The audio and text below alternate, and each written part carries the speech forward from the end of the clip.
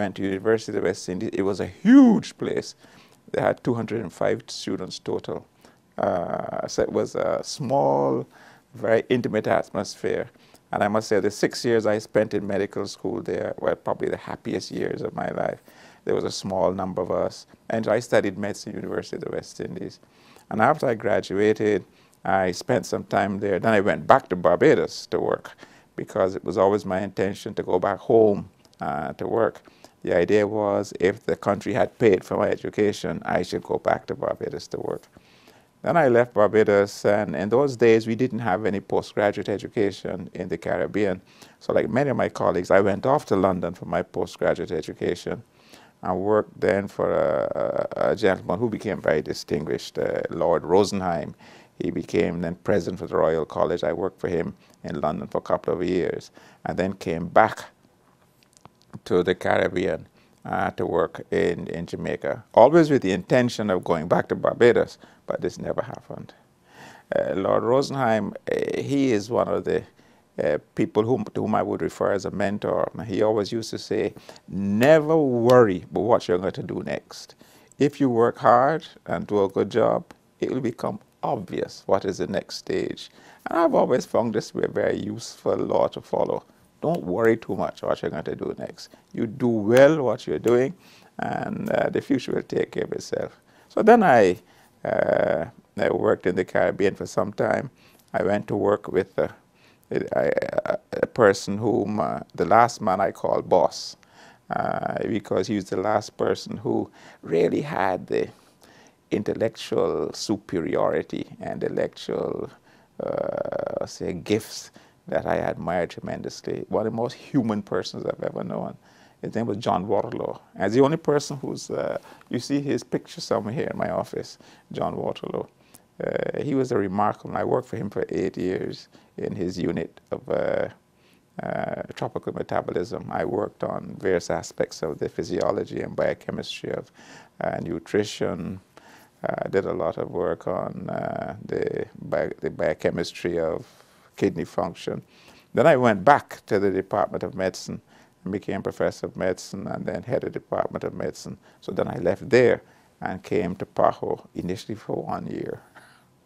I'm the first of 7 children, and my father was a school teacher, my mother was a homemaker, and medicine, no, definitely not at all. I was obviously the first of my family to go to university. None of my family had been to university before.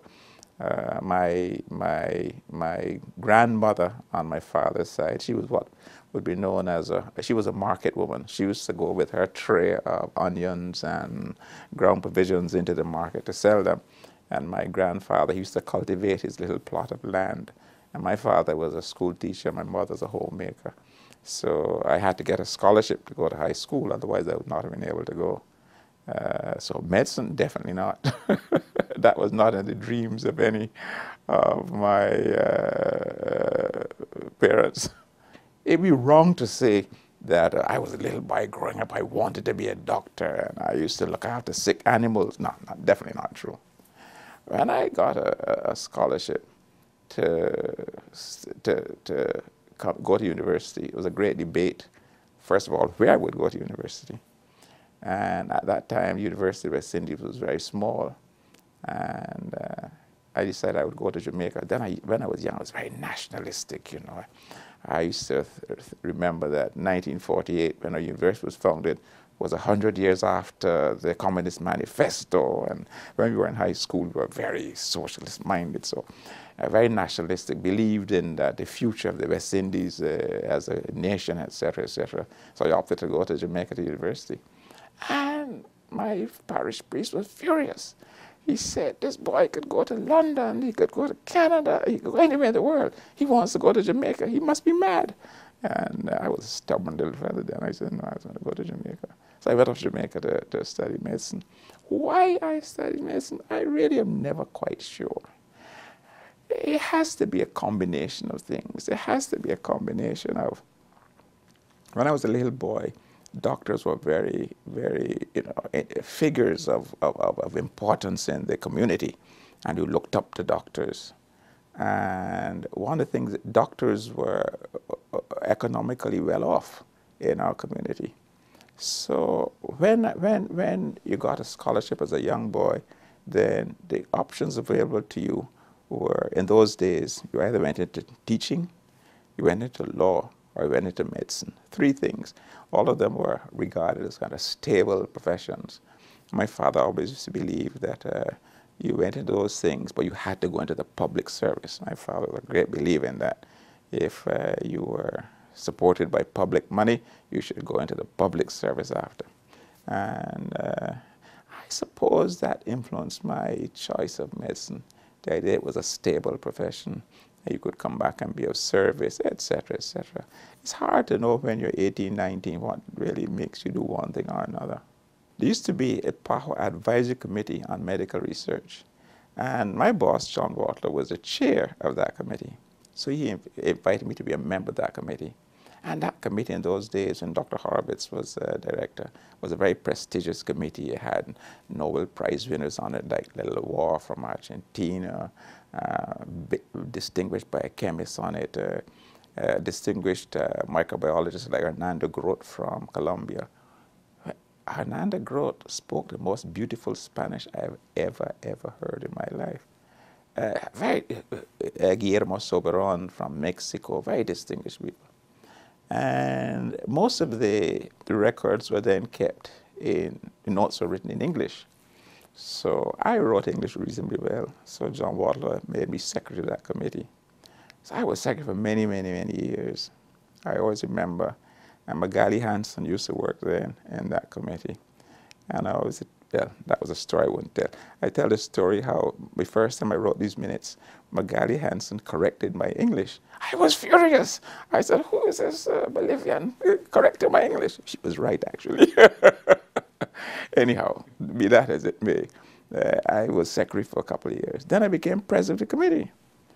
And I was president of the committee for several years, initially under Horowitz, Dr. Horowitz. Dr. Horowitz paid a lot of attention to that committee. He was very keen on research, paid a lot of attention to that committee. And then after a couple of years, I was president. Then there was a PAHO research unit. And then when, I've forgotten his name, from Mexico, was the head of that unit, he left. So Dr. Cunha invited me to be a member, to come into that position. Because as president, we were always criticizing the committee. He said, why don't you come now and be a member of the committee, to be the head of research. I thought about it, so I said I'd give it a try. And I was telling you, my family had a little family conference to determine whether to allow me to go or not. Because at that time, I was very comfortable in Jamaica, really. My department was doing very well. My research group was, I say modestly, one of the best in the world in its field. We had just built another section to our department. Our postgraduate program was going well. And so we said, why do you want to leave? I said, that is the time to leave. As my boss, Rosenheim, would say, it just came suddenly. This is the time to leave. Everything is going so well. You must never leave an organization when things are going badly. You must always leave them when things are going well. So I decided to give it a try. So I came for 1 year, stayed for 2. And then Dr. Macedo became director. And he appointed me to another position. And working with him was really a great pleasure. He is very, very, very bright, very bright, very bright. And one of the things I admired with him, his openness to comment and criticism. He would say, look, if you don't disagree with me, you don't do me a favor. If you find something is wrong, you must disagree with me, otherwise you don't do me a favor. Of course, I'm not going to get up in public and say, you're wrong. But if you think something is wrong, you must tell me, otherwise you don't do me a favor. And he would entertain argument and discussion, which I liked tremendously. So we got on very, very well. I owe him a great debt, Always open to comment, door is open. He would have no doubt in telling you that is foolishness, no doubt whatsoever. But on the other hand, if you thought something was wrong, he would entertain discussion about it. He was a great director, a great director. I think Dr. Macedo created the a team spirit in PAHO, which is very, very important. Of course, there be internal differences, but the spirit of the kind of esprit in PAHO under Dr. Macedo was really remarkable. And Dr. Macedo, and this is something that I always admired, he never criticized what went on before. Never. Never criticized what went on before. His view was always, what are we going to do now? Rather than saying, you know, it didn't go well, etc. No, he never did that. Never criticized what went on before. He had a tremendous spirit. He also had a lot of people, you know, history often brings together groups of people who, when they come together, their personalities gel under leadership and they do well. And I think that's something that which I admired in him tremendously, to be able to get people together, entertain, debate and discussion, but then come up with policies to which everyone would adhere. I think that was a great virtue of Dr. Macedo's. And he had, I think, but whether he would articulate it or not, the view that there are certain areas in which the organization can make an impact. And he was, again, the personalities that were there, you know, Elsa Moreno, Ciro de Quadros, Jose Teruel, lots of people around him who bought into the vision he had of the organization leading certain areas of public health to achieve certain specific goals. He had that characteristic, which I think is quite remarkable in a leader. I was happy in the organization. I was lucky in the organization. I had excellent collaborators. I had excellent support staff. I would say I've never had a bad secretary in the organization. And I used to say it in jest, there are no bad secretaries, only bad bosses. Never had a bad secretary in the organization. I had excellent support staff, excellent collaboration. So I was happy in the organization. I think I had a good team around me. I am immensely proud that the person who was assistant director is now director of the organization. Very proud of that. It is impossible to speak of one's own time and speak of achievements, because one of the things that also was always drilled into me from the time I was knee-high, no one ever does anything worthwhile alone. Nobody ever does anything worthwhile alone. Unless you have the collaboration, cooperation, and the buy-in of groups of people, you'll get nothing done. You'll get nothing done. And part of, I like to think that one of the things that was positive of my term there was that there was also a team spirit. Yeah, in a sense, carrying on a Macedo tradition, there was a team spirit in the organization that allowed us to do a couple of things. If anyone leaves a job and say he's done everything, he's a fool and a liar. Because you never, if it were so, there'd be nothing left to be done. And that is never true. I think in my time in PAHO, I emphasized two things. One, the issue of the Pan-American approach. I also was consumed with the idea that the Americas represent a unique group of nations, and together, there are few things they cannot do together. And one of the things I always reflected on, the idea and the ideal of the Pan-American approach is really not new. And I always cite in 1904, an American Secretary of State, very famous American Secretary of State, Eli Root in Argentina, made an impassioned plea for the Pan-American approach, what the Americas can do together. And I think I like to think one of the pluses of the Pan-American Health Organization is to be the agent to allow that Pan-Americanism to flourish in health.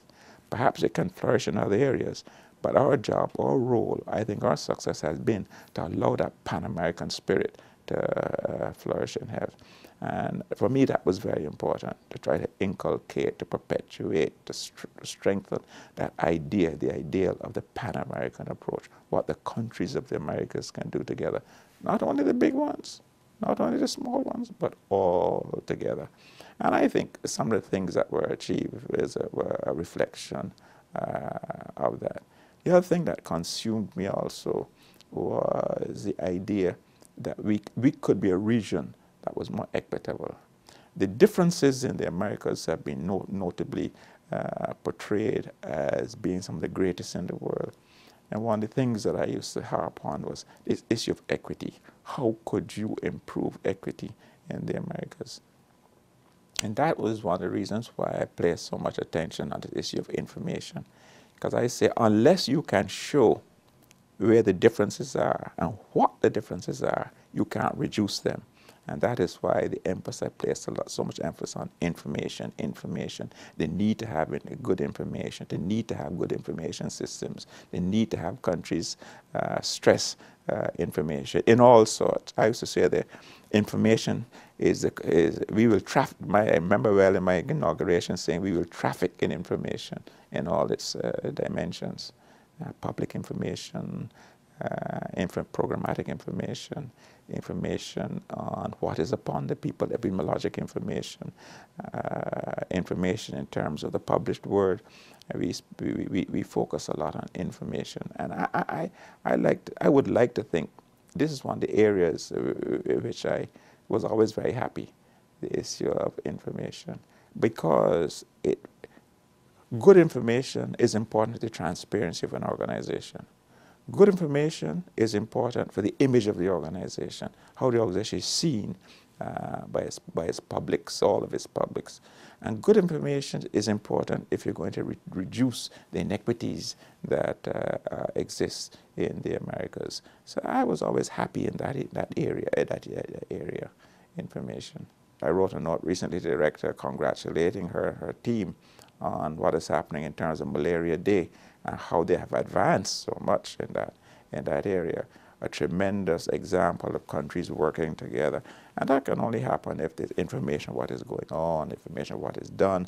And don't forget, also feedback and information to people who have worked in the area to give them a sense of pride in what they have done as well. When I left PAHO, I was going to do 4 things.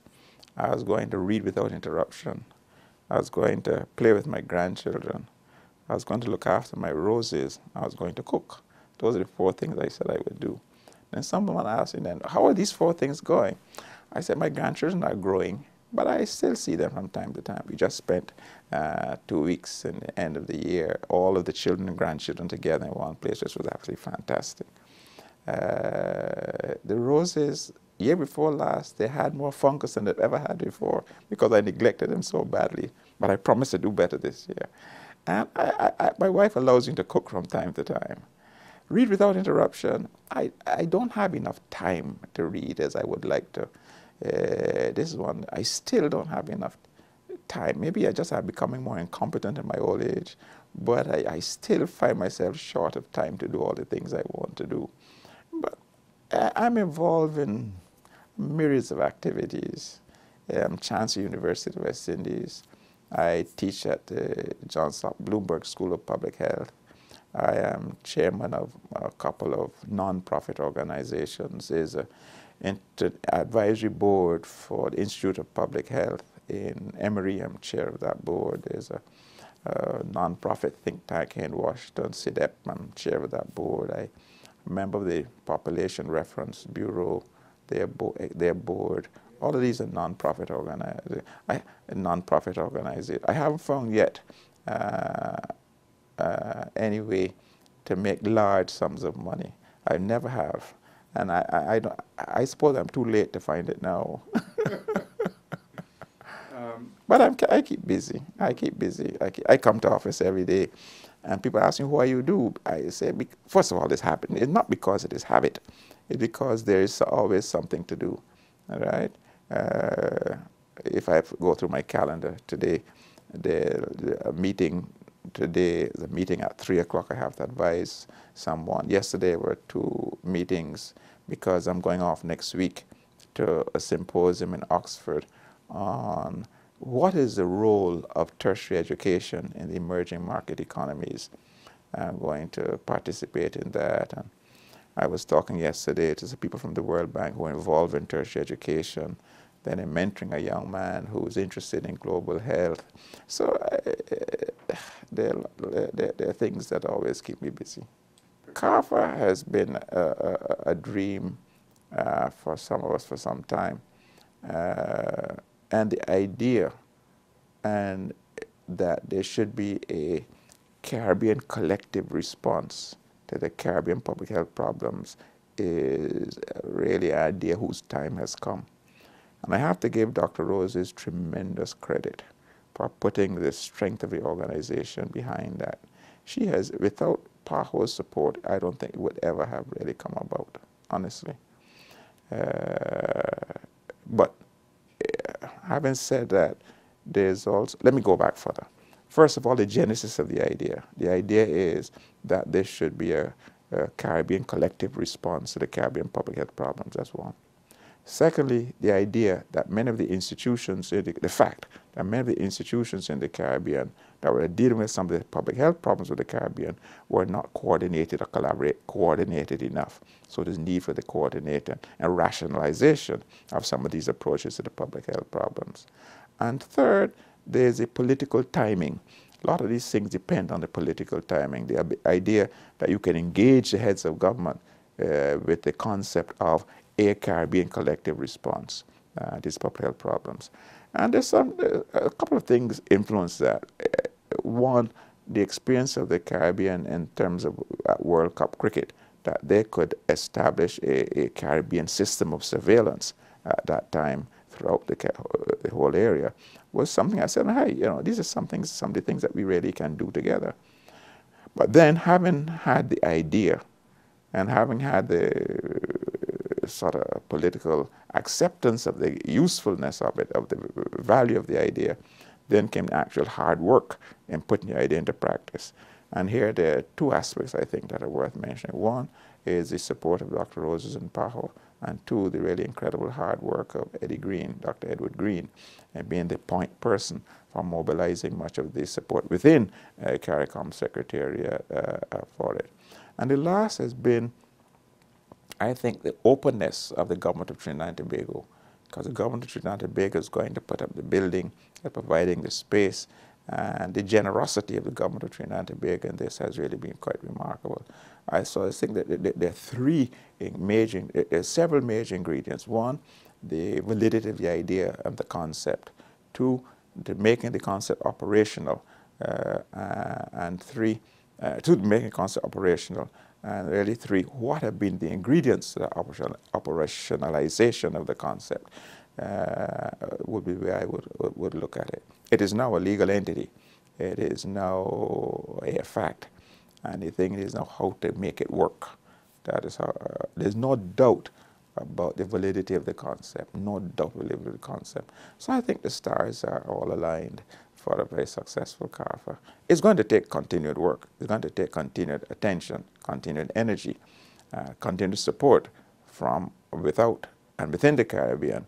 But I don't have any doubt about the validity of the concept, the usefulness of a CARFA for the Caribbean. I have no doubt about it at all.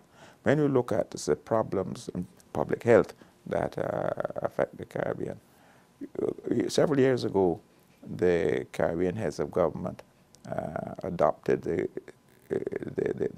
phrase, the health of the region is the wealth of the region.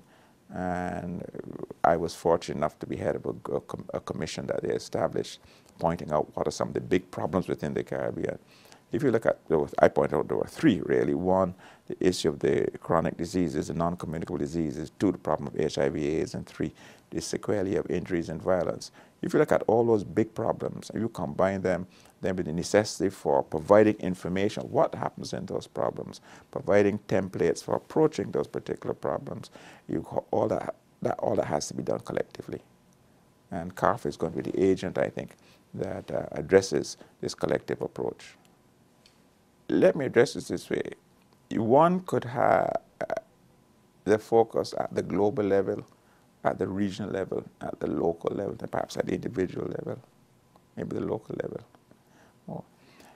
At the global level, the thrust is the health of the world as a whole.